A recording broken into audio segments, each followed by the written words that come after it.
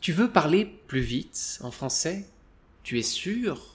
Tu veux vraiment parler plus vite ou tu veux parler couramment, c'est-à-dire de manière fluide? Parce qu'il est possible de parler vite en disant des choses incompréhensibles et inintéressantes. Par exemple, ce matin, je me suis levé, j'ai pris une douche, je me suis fait un café et après j'ai commencé à travailler. Ça, c'est parler vite. Mais en fait, quand un président parle, par exemple, quand il s'exprime ou qu'il donne un discours, il ne parle pas vite, mais il parle couramment. Donc, c'est très important de distinguer ces deux objectifs, parler vite ou parler couramment. Bah oui, si ton objectif n'est pas clair, tu ne peux pas l'atteindre. Ton objectif devrait d'abord être de parler couramment, clairement, pour ensuite, pourquoi pas, parler plus vite. Il est nécessaire d'apprendre à marcher avant d'apprendre à courir. À part en Colombie, où apparemment on m'a raconté qu'ils apprennent à danser avant d'apprendre à marcher.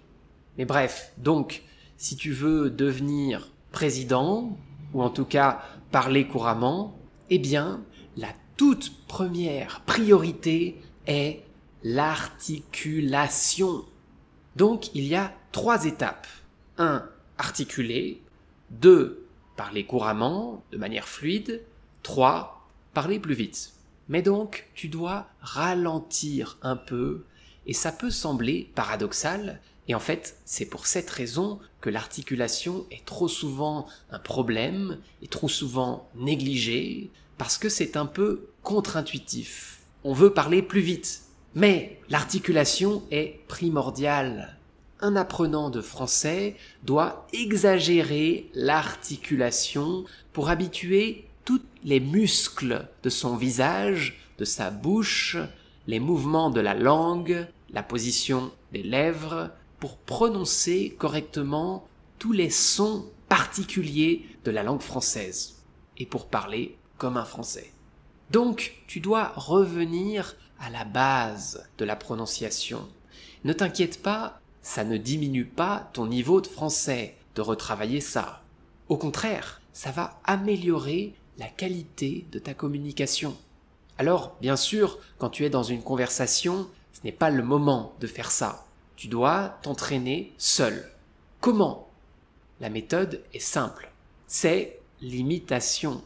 Et je vais te donner quelques exemples maintenant dans cette vidéo, mais après, tu pourras prendre n'importe quelle vidéo, faire pause pour imiter la prononciation, identifier les sons, les phonèmes qui sont difficiles pour toi et te concentrer dessus.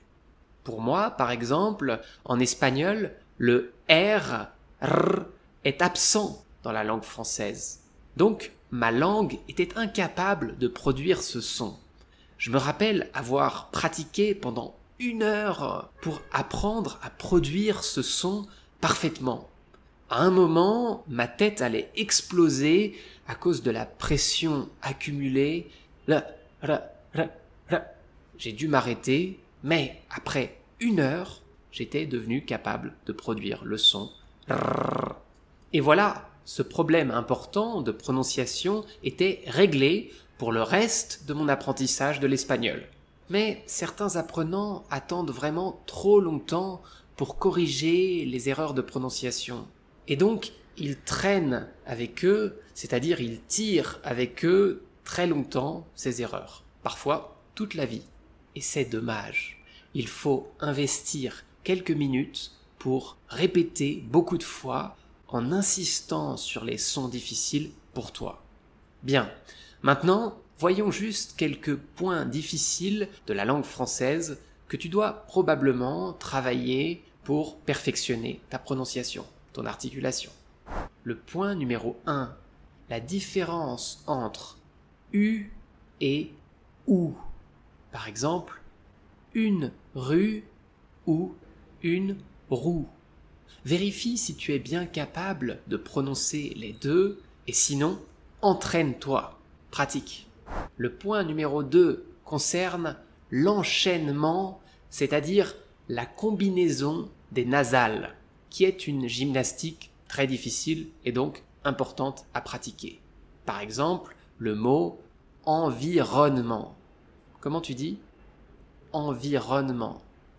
Et peux-tu prononcer la phrase un bon vin blanc? Il y a les 3 nasales. Peux-tu les distinguer correctement? Un bon vin blanc. Et le point numéro 3, peux-tu exagérer la différence entre le E, U, et est? Bon, ne désespère pas, la prononciation parfaite n'existe pas, car même en France, il existe différentes prononciations. Mais attention, car l'accumulation de petites erreurs est problématique et peut rendre vraiment la compréhension difficile. Donc, sois discipliné, choisis un son que tu as identifié, sur lequel tu as des difficultés, et améliore-le, travaille-le. C'est un très bon investissement de temps pour le long terme. Alors, bonne pratique!